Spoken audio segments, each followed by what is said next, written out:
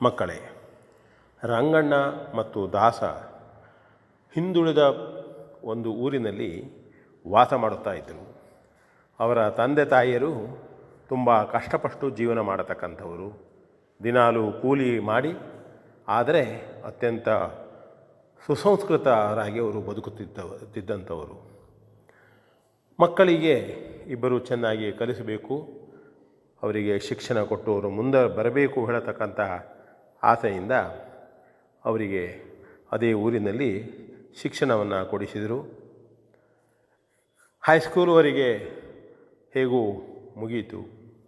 SSLCಯಲ್ಲಿ ಇಬ್ಬರು ಉತ್ತೀರ್ಣರಾದರು. ದಾಸನಿಗೆ ಏನಾದರೂ ಮಾಡಿ ಅವನನ್ನು ಮುಂದೆ ನೌಕರಿಗೆ ಹೋಗುವಾಗ ಹಾಗೆ ಮಾಡಬೇಕು ಎಂಬುದಾಗಿ ನಿರ್ಧರಿಸಿದಂತಹ ದಾಸನ ಪಾಲಕರು ಕಷ್ಟಪಟ್ಟಾದರೂ ಸಮೀಪದ ಒಂದು ನಗರದಲ್ಲಿ ಅವನನ್ನು ಶಾಲೆಗೆ ಬಿಟ್ಟು ಬಂದರು. PUCಗೆ ಅಲ್ಲಿ ಹೋದ ಅವನು. ಆದರೆ ರಂಗಣ್ಣನಿಗೆ ಮನೆಯಲ್ಲಿ ಹೆಚ್ಚಿನ ಬಡತನ.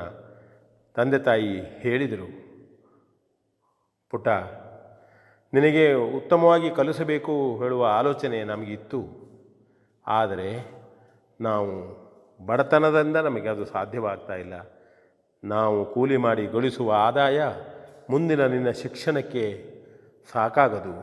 ಹಾಗಾಗಿ ಬೇಸರ ಮಾಡಿಕೊಳ್ಳಬೇಡ ಪುಟ್ಟ, ನೀನು ಎಲ್ಲಾದರೂ ಕೆಲಸ ಮಾಡು ಎಂಬುದಾಗಿ ಅವನಿಗೆ ಹೇಳಿದರು. ಅವನು ಒಳ್ಳೆಯ ಹುಡುಗ. ರಂಗಣ್ಣ ಬೇಸರ ಮಾಡಿಕೊಳ್ಳಲಿಲ್ಲ. ಹಾಗೆ ಒಂದು ಕಬ್ಬಿಣದ ಕಾರ್ಖಾನೆಯಲ್ಲಿಯೂ ಕೆಲ ದಿನ ಕೆಲಸ ಮಾಡಿದ. ನಂತರ ಅವನು ಒಂದು ಮಿಠಾಯಿ ಅಂಗಡಿಯನ್ನು ತೆರೆದು ಅದರಿಂದ ಬಹಳಷ್ಟು ಸಂಪಾದನೆಯನ್ನು ಮಾಡಿದ, ಉತ್ತಮವಾಗಿ ಬೆಳೆದ. ಒಂದು ಜಾತ್ರೆ ನಡೀತಾ ಇತ್ತು. ಆ ಜಾತ್ರೆಗೆ ದಾಸ ಹೋದ. ಆ ಸಂದರ್ಭದಲ್ಲಿ ದಾಸನಿಗೆ ನೌಕರಿಯಿಂದ ನಿವೃತ್ತಿಯಾಗಿತ್ತು. ಮನೆಯಲ್ಲಿ ಉತ್ತಮವಾಗಿ ಬದುಕಿದಂಥವರು, ಗೌರವವನ್ನು ಗಳಿಸಿದಂಥವರು. ಮಗನೂ ಇದ್ದ. ಮಗನು ಅವನ ನೌಕರಿಯನ್ನೇ ಮಾಡ್ತಿದ್ದ. ನಿವೃತ್ತಿಯಾದ ನಂತರದಲ್ಲಿ ಜಾತ್ರೆಗೆ ಬಂದ. ನೋಡ್ತಾ ಅಂಗಡಿಗಳನ್ನು ನೋಡ್ತಾ ಹೋದಾಗ ಒಂದು ಮಿಠಾಯಿ ಅಂಗಡಿ ಕಣ್ಣಿಗೆ ಬಿತ್ತು. ಸಾಮಾನು ಕೊಡ್ತಾ ಇದ್ದಂಥವನು ತನಗೆ ಎಲ್ಲೋ ನೋಡಿದ ನೆನಪಲ್ಲ ಅಂತ ಹೇಳ್ತಾ ದಾಸ ಆ ಅಂಗಡಿಗೆ ಹೋದ. ನೋಡಿದರೆ ರಂಗಣ್ಣ ಗುರ್ತಾಯ್ತೇನೋ? ದಾಸ ಕೇಳಿದ. ಓಹೋ ದಾಸ, ಏನೋ ಮಾರಾಯ, ಎಷ್ಟು ದಿನ ಆಗೋಯ್ತು, ಎಷ್ಟು ಅಪರೂಪದ ವ್ಯಕ್ತಿಯಾದ ನೀನು. ಆಗ ನಾವು ಎಷ್ಟು ಪ್ರೀತಿಯಿಂದ ಇದ್ವಿ, ಶಾಲೆಗೆ ಹೋಗುವಾಗ ಎಷ್ಟು ದೊಡ್ಡ ಸ್ನೇಹಿತರು ನಾವಿಬ್ಬರು. ಆದರೆ ಅದರ ನಂತರ ನಮ್ಮ ಭೇಟಿನೇ ಆಗಿಲ್ವಲ್ಲ, ಬಹಳ ಖುಷಿಯಾಯಿತು ಈಗ ಅಂತ ರಂಗಣ್ಣನೂ ದಾಸನಿಗೆ ಹೇಳಿದ. ಇಬ್ಬರಿಗೂ ತುಂಬ ಸಂತೋಷ ಆಯಿತು. ದಾಸ ಕೇಳಿದ, ಮಿಠಾಯಿ ಅಂಗಡಿ ಇಟ್ಟಿದ್ಯಲ್ಲೋ ರಂಗಣ್ಣ, ಚೆನ್ನಾಗಿದೆಯಾ?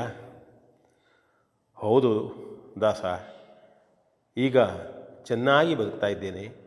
ನನ್ನ ಮಗನೂ ಕೂಡ ನನ್ನೊಂದಿಗೆ ಸಹಾಯಕ್ಕೆ ಬರ್ತಾನೆ. ಅವನು ಉತ್ತಮವಾಗಿ ಕೆಲಸವನ್ನು ಮಾಡ್ತಾನೆ. ಹೆಂಡತಿಯು ನನಗೆ ಸಹಾಯವನ್ನು ಮಾಡ್ತಾಳೆ. ಹಾಗಾಗಿ ಚೆನ್ನಾಗಿ ಸಾಗಿದೆ ಬದುಕು ಎಂಬುದಾಗಿ ರಂಗಣ್ಣ ಹೇಳಿದಾಗ ದಾಸ ತನ್ನದು ಮನೆಯ ವಿಷಯವನ್ನು ಹೇಳ್ತಾನೆ. ರಂಗಣ್ಣ ಹೇಳಿದ, ಇಷ್ಟ ಅಲ್ಲ ದಾಸ, ನೋಡು, ಸಮೀಪದ ಪೇಟೆಯಲ್ಲಿ 2 ಹೋಟೆಲ್ಗಳನ್ನು ಇಟ್ಟಿದ್ದೇನೆ. ಅಲ್ಲಿ ನಿರ್ಗತಿಕರು, ಬಡವರು, ಶಾಲೆ ಕಾಲೇಜುಗಳಿಗೆ ಹೋಗಲಿಕ್ಕೆ ತೊಂದರೆ ಇದ್ದಂಥವರಿಗೆ ಉಳಿಯುವುದಕ್ಕೆ ಅವಕಾಶ ಮಾಡಿಕೊಟ್ಟಿದ್ದೇನೆ ಉಚಿತವಾಗಿ. ಅವರು ಅಲ್ಲಿ ಹೋಟೆಲಿನ ಕೆಲಸವನ್ನು ಮಾಡ್ತಾರೆ, ಸ್ವಚ್ಛ ಮಾಡ್ತಾರೆ. ಅವರ ಆಹಾರವನ್ನು ಅವರು ತೆಗೆದುಕೊಳ್ತಾರೆ. ಸಂತೋಷದಿಂದ ಶಾಲೆ ಕಾಲೇಜಿಗೆ ಹೋಗಿ ಬರ್ತಾ ಇದ್ದಾರೆ ಎಂಬುದಾಗಿ ಹೇಳಿದ. ಮತ್ತೆ ಆದರೆ ಒಂದಿನ ಏನು ನಡೀತು ಗೊತ್ತೇನೋ ಎಂಬುದಾಗಿ ಕೇಳಿದಾಗ ದಾಸ, ಹೇಳೋ ಮಾರಾಯ, ಅಪರೂಪಕ್ಕೆ ಭೇಟಿಯಾಗಿದ್ದೇವೆ, ಮಾತನಾಡೋಣ. ನೋಡು ದಾಸ, ಹೋಟೆಲ್ಲೇನೋ ಮಾಡಿದೆ, ಮಕ್ಕಳೆಲ್ಲರೂ ಇದ್ದರು. ಆದರೆ ಯಾರೋ ಒಬ್ಬರು ನನ್ನ ವಿರುದ್ಧ ಬರೆದು ಪೊಲೀಸರಿಗೆ ದೂರು ಸಲ್ಲಿಸಿದರು. ನಾನು ಅಪ್ರಾಯಸ್ಥರನ್ನು ದುಡಿಸಿಕೊಳ್ಳುತ್ತೇನೆ ಎಂಬುದಾಗಿ. ಒಂದು ದಿನ ಪೊಲೀಸರಿಬ್ಬರು ಬಂದರು, ನನ್ನನ್ನು ಪೊಲೀಸ್ ಸ್ಟೇಷನ್ನಿಗೆ ಕರೆದುಕೊಂಡು ಹೋದರು. ಪೊಲೀಸ್ ಸ್ಟೇಷನ್ನಲ್ಲಿ ಕುಳ್ಳಿರಿಸಿದರು. ವಿಷಯ ಮಕ್ಕಳಿಗೆ ಗೊತ್ತಾಯಿತು. ಒಂದು 50-60 ಮಕ್ಕಳು ಓಡುತ್ತಾ ಪೊಲೀಸ್ ಸ್ಟೇಷನ್ನಿಗೆ ಹೋಗಿ,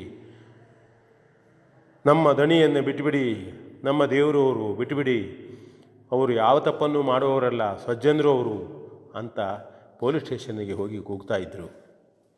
ಆಗ ಪೊಲೀಸನವರು ಹೇಳಿದ, ಏನು ಕೂಗ್ತೀರಿ ನೀವು, ಈ PSI ಸಾಹೇಬರು ಬರ್ತಾರೆ, ನಿಮಗೆಲ್ಲ ಉಂಟು ನೋಡ್ರಿ ಅಂತಿದ್ದ.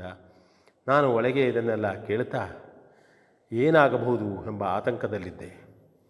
ಅಷ್ಟರಲ್ಲಿ ಠಪ್ ಠಪ್ ಎಂದು ಧ್ವನಿ ಮಾಡುತ್ತಾ, ಬೂಟಿನ ಸಬ್ಬಳ ಮಾಡುತ್ತಾ PSI ಒಳಗೆ ಬಂದು, ಯಾರವನು, ದಣಿ, ದೇವರು, ಕರ್ಕೊಬನ್ನಿ ಅವನಿಗೆ, ಪೊಲೀಸ್ ಸ್ಟೇಷನ್ನಲ್ಲಿ ಏನು ಇವರದ್ದು. ಆಗ ಅಲ್ಲಿದ್ದ ಒಬ್ಬ ಪೊಲೀಸ ನನ್ನ ಹತ್ತಿರ ಬಂದ. ನನಗೆ ತುಂಬ ಯಾಕೋ ಹೆದರಿಕೆ ಆಯಿತು. ಯಾವ ತಪ್ಪನ್ನು ಮಾಡದೆ ಹೀಗಾಯ್ತಲ್ಲ ಎಂಬ ಒಂದು ಮರ್ಯಾದೆ ಪ್ರಶ್ನೆ, ಇನ್ನೊಂದು ಹೊರಗಡೆ ಮಕ್ಕಳು ದಣಿ ದೇವರು ಎಂದು ದೈನ್ಯದಿಂದ ಕೂಗುತ್ತಿರುವ ಶಬ್ದ ಧ್ವನಿ ನನಗೆ ಕೇಳಿ ಎದೆಯೂ ತಲ್ಲಣಗೊಳ್ಳುತ್ತಿತ್ತು. PSI ಎದುರಿಗೆ ನಿಲ್ಲಿಸಿದ.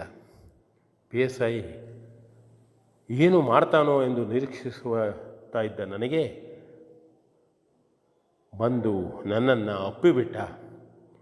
ಅಯ್ಯೋ ರಂಗಣ್ಣನವರೇ, ಛೇ, ನಿಮ್ಮನ್ನು ಪೊಲೀಸ್ ಸ್ಟೇಷನ್ನಲ್ಲಿ ಹಿಡಿದಿಟ್ಟಿದ್ದಾರಲ್ಲ, ಏನೋ ತಿಳಿಯದೇ ಆಯಿತು ಎಂದು ಹೇಳಿ ಪೊಲೀಸರಿಗೆ ತಿಳಿಸಿದ. ಕುರ್ಚಿಯನ್ನು ಕೊಟ್ಟ, ನನ್ನನ್ನು ಕುಳ್ಳಿರಿಸಿದ ಮತ್ತು ನನಗೆ ಕೈ ಮುಗಿದು ನಿಂತ ನಂತರ ಹೇಳಿದ ಅವನು ಎಲ್ಲ ಪೊಲೀಸರಿಗೆ, ಇವರು ಸಾಮಾನ್ಯರಲ್ಲ, ನಿಜವಾದ ದಣಿ, ನಿಜವಾದ ದೇವರು. ನಾನು ಚಿಕ್ಕಂದಿನಲ್ಲಿದ್ದಾಗ ಇವರೂ ಕೂಡ ಕಬ್ಬಿಣದ ಅಂಗಡಿಯಲ್ಲಿ ಕೆಲಸ ಮಾಡ್ತಾಯಿದ್ರು, ಕಷ್ಟಪಟ್ಟು ದುಡಿತಾ ಇದ್ದರು. ನನಗೂ ಕಷ್ಟಪಟ್ಟು ಕೆಲಸ ಮಾಡುವುದೇ ಆಗಿತ್ತು. ಊಟಕ್ಕೆ ತತ್ವಾರವಿತ್ತು, ತೊಂದರೆ ಇತ್ತು. ಆ ಸಂದರ್ಭದಲ್ಲಿ ನನ್ನನ್ನು ಪ್ರೀತಿಯಿಂದ ಮನೆಗೆ ಕರೆಸಿ ನನ್ನ ಕೆಲಸ ಮಾಡಿದಷ್ಟು ದಿನ ಉಚಿತವಾಗಿ ಪ್ರೀತಿಯಿಂದ ಊಟ ಕೊಟ್ಟಂತಹ ಧಣಿಯವರು. ಅವರಿಂದಲೇ ನಾನು ಈ ಒಂದು PSI ಹುದ್ದೆಗೆ ಬಂದಿದ್ದೇನೆ. ಇವರನ್ನು ಮರೆಯುವುದೇ, ಅಯ್ಯೋ ತಪ್ಪಾಗಿ ಹೋಯಿತು ಎಂಬುದಾಗಿ ನನಗೆ ಹೇಳಿದ. ಆಗ ನನಗೆ ನಿರಾಳವಾಯಿತು. ಹೊರಗೆ ಸೇರಿದ ಮಕ್ಕಳೆಲ್ಲರೂ ಕೇಕೆ ಹಾಕಿ ನಮ್ಮ ದೇವರು ಬಿಡುತ್ತಾರೆ ಎಂಬುದಾಗಿ ಸಂತೋಷಪಟ್ಟರು. ಇದು ನನ್ನ ಕತೆ. ಇವತ್ತು ಮಿಠಾಯಿ ಅಂಗಡಿ ಇಲ್ಲಿ ಚೆನ್ನಾಗಿ ನಡೀತಾ ಇದೆ. ಬಂದಂಥ ಹಣವನ್ನು ಆ ತೊಂದರೆಯೊಳಗಾದಂತಹ ಮಕ್ಕಳ ಹೋಟೆಲಿಗೆ ಕೊಡ್ತೇನೆ. ಆ ಹೋಟೆಲನ್ನು ನಡೆಸುತ್ತೇನೆ ನನ್ನ ಹಣದಿಂದ.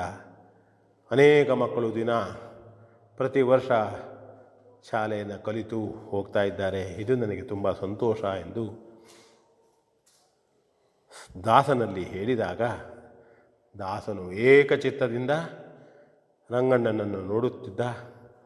ಕಣ್ಣಲ್ಲಿ ನೀರು ಧಾರಾಕಾರವಾಗಿ ಹರಿಯುತ್ತಿತ್ತು. ಹೇಳಿದ, ರಂಗಣ್ಣ, ಶಾಬಾಸ್ ನನ್ನ ಗೆಳೆಯ, ಎಷ್ಟು ಉತ್ತಮವಾದಂಥ ಕೆಲಸವನ್ನು ಮಾಡಿದೆ. ನೀನು ಶಾಲೆಗೆ ಹೋಗಲೇ ಆಗದೆ ಯಾವ ರೀತಿಯ ಕಷ್ಟದಲ್ಲಿದ್ದೀಯೋ ಎಂಬ ಅರಿವು ನನಗಿತ್ತು. ಆದರೆ ನಾವು ಯಾವ ರೀತಿಯ ನೆರವನ್ನು ಕೊಡುವ ಪರಿಸ್ಥಿತಿಯಲ್ಲಿ ಇಲ್ಲವಾಗಿತ್ತು. ನಾವು ಕಷ್ಟದಲ್ಲಿದ್ದೆವು. ಈಗ ನಿನ್ನ ಪರಿಸ್ಥಿತಿಯನ್ನು ನೋಡಿ ತುಂಬ ಸಂತೋಷವಾಯಿತು. ನೀನು ಶ್ರೇಷ್ಠ ವ್ಯಕ್ತಿಯಾಗಿ ಬಿಟ್ಟೆ ಎಂಬುದಾಗಿ ಅವನು ರಂಗಣ್ಣನಿಗೆ ಹೇಳಿದ. ಇಬ್ಬರು ಪ್ರೀತಿಯಿಂದ ಸಮಯವನ್ನು ಕಳೆದರು. ಇದು ಒಂದು ಕತೆ. V N Bhagavat, Baraballi.